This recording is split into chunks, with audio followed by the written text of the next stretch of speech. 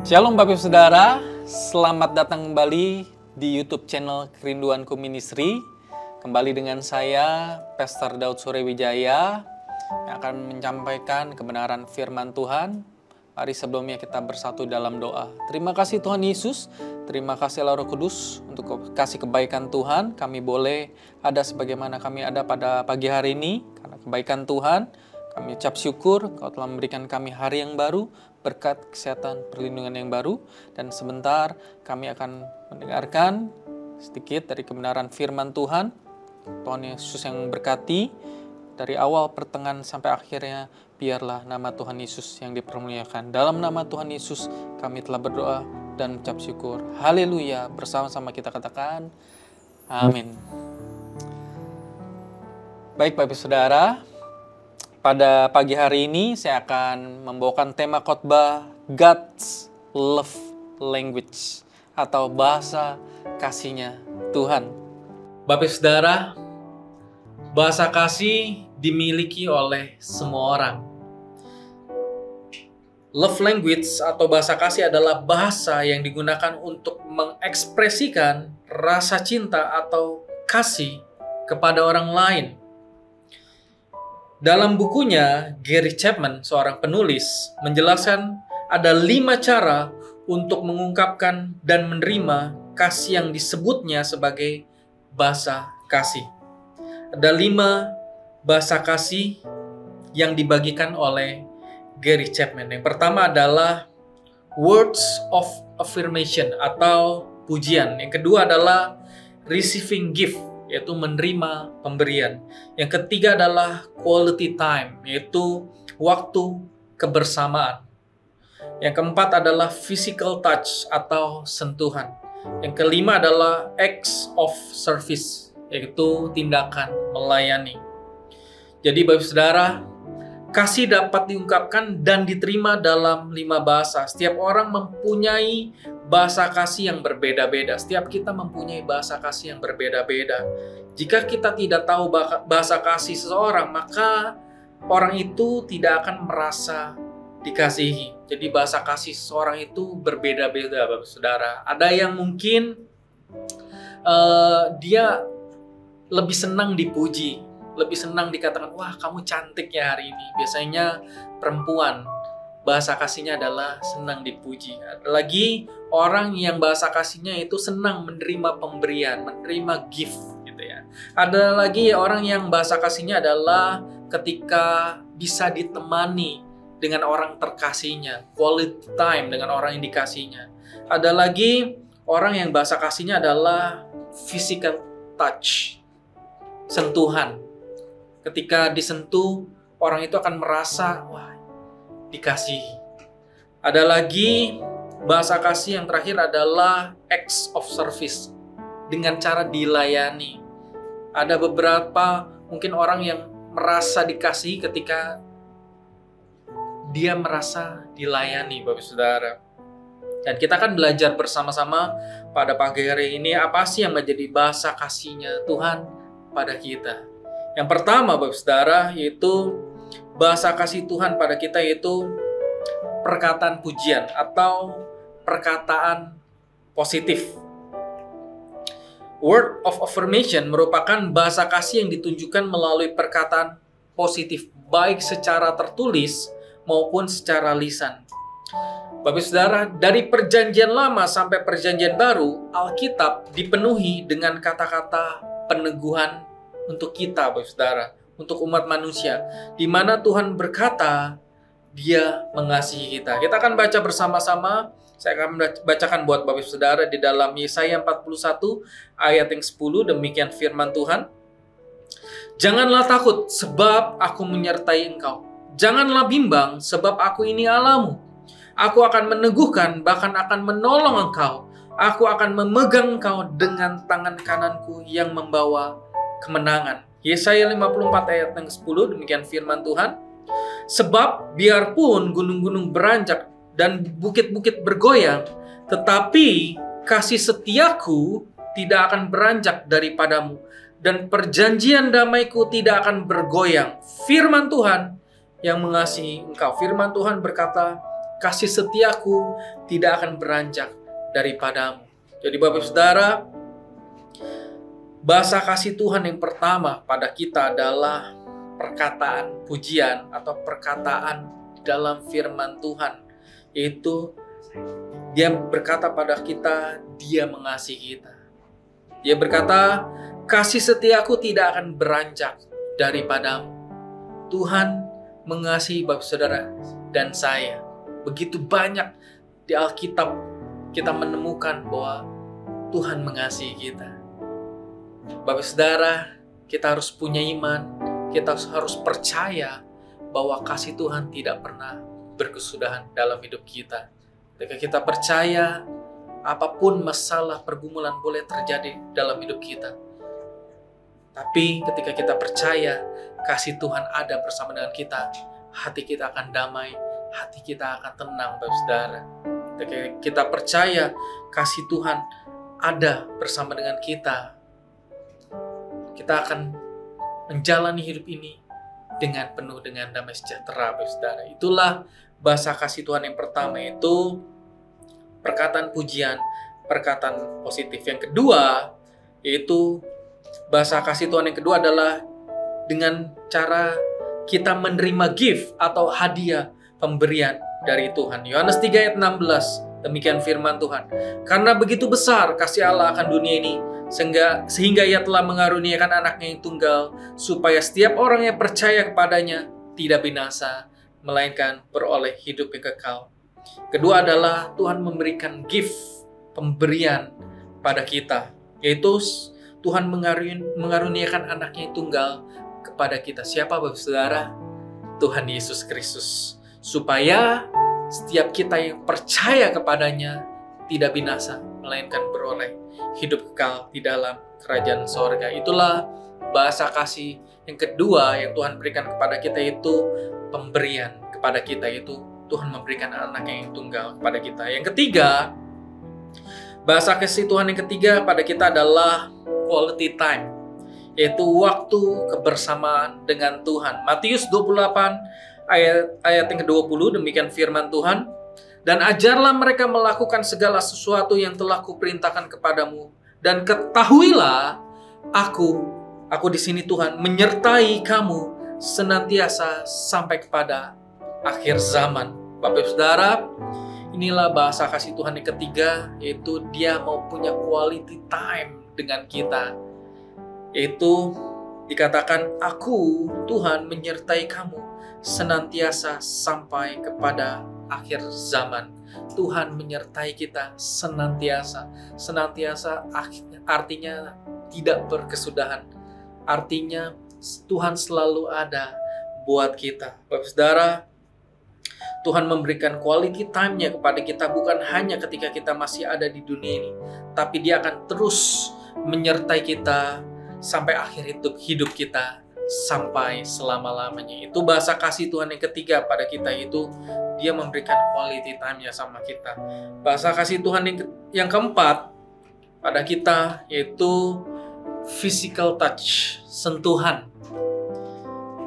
Di dalam perjanjian baru, ketika Tuhan Yesus hidup sebagai manusia, Tuhan banyak menunjukkan bahasa kasih dalam bentuk sentuhan fisik kepada manusia. Saya akan bacakan di dalam Matius 8 ayat yang ketiga, demikian firman Tuhan. Lalu Yesus mengulurkan tangannya, menjamah orang itu dan berkata, "Aku mau, jadilah engkau tahir." Seketika itu juga tahirlah orang itu daripada kustanya. Tuhan Yesus menyembuhkan orang kusta itu dengan mengulurkan tangannya dan menjamah orang itu, dan orang itu menjadi sembuh. Lalu pertanyaannya, itu kan zaman dulu, Pak, ketika Tuhan Yesus masih hidup, masih menjadi manusia. Lalu bagaimana dengan masa sekarang, ketika Tuhan Yesus sudah di sorga dan kita masih di dunia? Bagaimana caranya kita menerima sentuhan tangan Tuhan saat ini? Kita akan baca, saya akan bacakan buat Bapak Ibu Saudara di dalam Yesaya 41 ayat yang 10, demikian firman Tuhan. Janganlah takut, sebab aku menyertai engkau. Janganlah bimbang, sebab aku ini Allahmu. Aku akan meneguhkan, bahkan akan menolong kau. Aku akan memegang engkau dengan tangan kananku yang membawa kemenangan. Jadi Bapak Saudara, bagaimana cara kita menerima sentuhan tangan Tuhan saat ini? Yaitu dengan cara kita menerima sentuhan Tuhan dengan iman kita, Bapak Saudara. Markus 11 ayat 24, demikian firman Tuhan. Karena itu aku berkata kepadamu, apa saja yang kamu minta dan kamu doakan, percayalah bahwa kamu telah menerimanya, maka hal itu akan diberikan kepadamu. Percayalah, Tuhan Yesus tetap memberkati kita dengan tangannya, menyentuh kita dengan tangannya. Kita harus menerimanya dengan iman kita. Dikatakan, percayalah bahwa kamu telah menerimanya. Percaya dengan apa? Dengan iman kita. Percaya Tuhan selalu memegang kita dengan tangan kanan. Dia tidak akan melepaskan genggaman tangannya sampai akhir hidup kita. Itu yang keempat, bahasa kasih Tuhan yang keempat adalah sentuhan. Bahasa kasih yang kelima, yang terakhir, bahasa kasih Tuhan pada kita, yaitu dengan cara tindakan melayani atau melayani. Markus 6 ayat 41, demikian firman Tuhan. Dan setelah ia mengambil 5 roti dan 2 ikan, itu ia menengadah ke langit dan mengucap berkat, lalu memecah-mecahkan roti itu dan memberikannya kepada murid-muridnya supaya dibagi-bagikan kepada orang-orang itu. Begitu juga kedua ikan itu dibagi-bagikannya kepada semua mereka. Jadi Bapak Saudara, Tuhan Yesus datang ke dunia ini bukan untuk dilayani, tapi untuk melayani. Buktinya adalah Markus 6 ayat 41, yaitu ketika Yesus memberi makan dengan 5 roti dan 2 ikan, dia memecah-mecahkan dan memberikannya kepada murid-muridnya supaya dibagi-bagikan kepada orang-orang yang banyak itu. Jadi Tuhan Yesus datang untuk melayani, bukan untuk dilayani. Bagi Bapak Saudara, kita semua anak-anaknya mengucap syukur karena Tuhan Yesus datang ke dunia ini untuk melayani Bapak Saudara dan saya, kita anak-anaknya. Dia datang ke dunia ini bukan untuk dilayani, tapi untuk memberikan hidupnya buat Bapak Saudara dan saya. Jadi Bapak Saudara, ketika hidup kita saat ini mungkin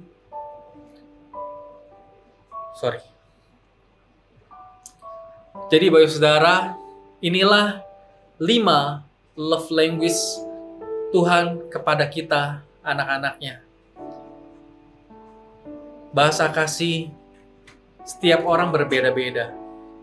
Mungkin kita lebih suka menerima bahasa kasih Tuhan melalui firman Tuhan. Mungkin ada yang menerima bahasa kasih Tuhan dengan quality time bersama Tuhan. Mungkin ada lagi yang lebih suka menerima bahasa kasih Tuhan dengan sentuhan Tuhan, sentuhan dengan iman. Apapun bahasa kasih Tuhan pada kita, percayalah Tuhan pasti selalu ada buat kita. Tuhan akan selalu memberikan bahasa kasih-Nya pada kita. Tuhan selalu mengasihi kita. Kita jangan pernah merasa sendirian. Kita jangan pernah merasa ditinggalkan Tuhan. Karena Tuhan selalu ada buat kita. Tuhan datang ke dunia ini sekali lagi bukan untuk dilayani, tapi untuk melayani. Bapak Saudara, inilah 5 bahasa kasih Tuhan buat kita. Mari sama-sama kita angkat tangan kita. Kita mau menyanyikan sebuah lagu. Kasih Allahku sungguh telah terbukti. Mari kita katakan bersyukur, bersyukur, bersyukurlah. Mari kita angkat tangan kita. Kita bawa penyembahan kita buat Tuhan. Katakan, kasih Allahku sungguh telah terbukti